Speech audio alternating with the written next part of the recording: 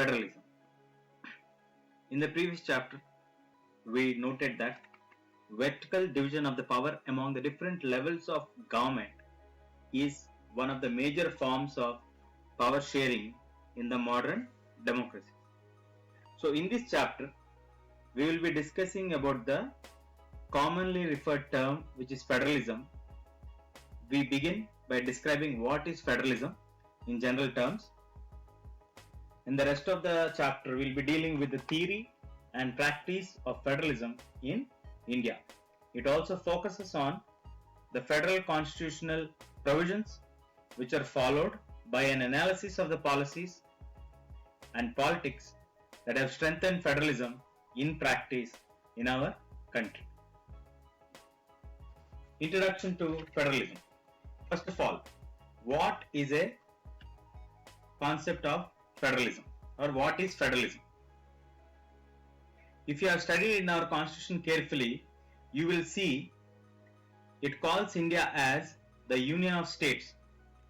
This statement is what gives our country a federal structure. Let us learn more about federalism, why we call India as a quasi-federal country. Now, if you recall properly, one of the key changes that were made in the Constitution of Belgium was to reduce the powers of the central government. So, where the authority is shared with the regional governments. The regional governments existed in Belgium ever earlier have seen their roles and powers like this. But all these powers were given to these governments and could not be withdrawn anymore by the central government. The change that took place in 1993 was that the regional governments were given constitutional powers and there was no longer dependent on the central government. Thus, Belgium shifted from a unitary form of government to a federal form of government.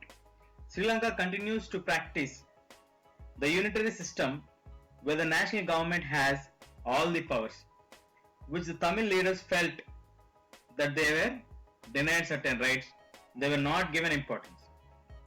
Now, if you move on to federalism, federalism is a system of government in which the power is divided between the central government and the state governments, or federalism as it is a core system where the dual machinery of government functions. Generally under federalism there are two levels of governments. One is a central authority which looks after the major affairs of the government. The other is more of a local government which looks after the day-to-day functioning and activities of their regions. Now, in the sense, federations are contrasted with unitary governments. Why federations are contrasted with the unitary governments? You can see the picture here. In the federalism, we always have a balance between the union government and the states. The central government can pass an order on the provisions of the local government. But in federal system, the central government cannot order the state government to do something, whereas the state government has powers of its own for which it is not answerable to the central government. Both these governments are separately answerable to people.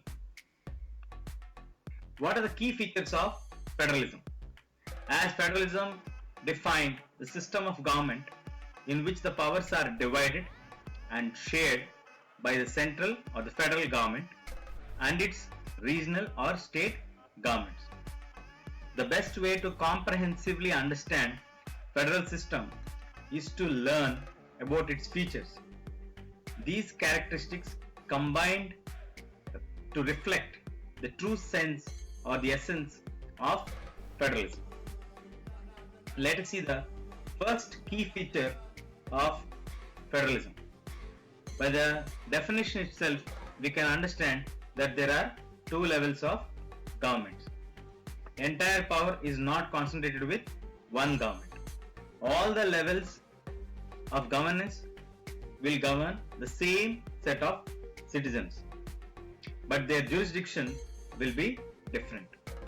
This means that each level of government will have a specific power to form laws, legislate and execute these laws. Both the governments will have clearly marked jurisdictions, means the areas where they have to function, and clearly specified subjects of matter in regards to legislation, taxation and administration. So when it is clearly divided, the another important feature is that the constitution must guarantee this federal system of government, which means the powers and duties of both or all governments must be listed down in the constitution of the country, guaranteeing the federal system of governance. As stated clearly, it is also important that just one level of government cannot make unilateral changes or amendments to the important and essential provisions of the constitution. Such changes must be approved by all the levels of the governments. Again, we have to remember the basic fundamental that there are two levels of government with separate areas of jurisdiction and separate duties allotted to each one. Yet there is still a possibility that a conflict may arise between the two. Well, in a federal state, it will fall upon the courts or rather the judiciary to resolve the conflicts. The courts must have the power to interfere in such a situation and reach a resolution in case if there is any dispute between the union government and the regional governments, or between the regional states versus the other states. While there is power sharing between the two levels of government, there should also be a system in place for revenue sharing. Both the levels of governments should have their own autonomous revenue streams, which means they are financially independent from each other. Because if one such government depends on the other for funds to carry out its basic duties, it does not give the real sense of autonomous nature in the federal system. Now we have different types of federal structures. The federal system, as mentioned clearly, has two or more sets of governments. Now the exact balance of power between the central and the states varies from one federation to another federation. So we have two types of federal governments. One is coming together federation, which is followed in the countries like USA, Switzerland, and Australia. The next one is holding together federation. Examples: India, Spain, and Belgium. In the coming together federation type, this is an independent states come together on their own to form a bigger or larger unit. While in the holding together type, it is the large country which is divided between the constituent states and the union government. They can increase, when coming to the coming together federation, they can increase their security by pooling sovereignty and retaining identity. So here they can share their sovereign authority but retain their own identity. But when it comes to holding together, the central government tends to be more powerful versus with the states, or when compared with the states. The examples which follow the coming together federation are USA, Switzerland and Australia, while holding together type examples are India, Spain and Belgium. So these two are the most practiced types of federations in the present century, which are also running very successfully. Now what makes India a federal country? What makes India a federal country?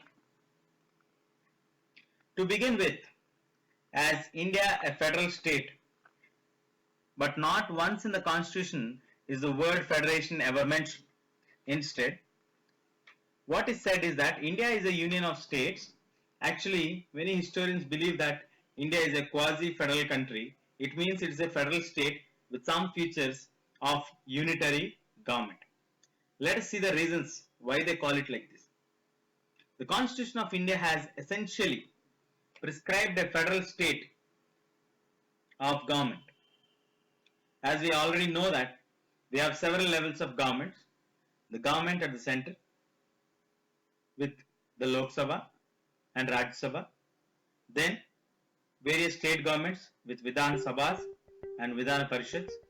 And finally we have the municipal corporations and the panchayats, which are the forms of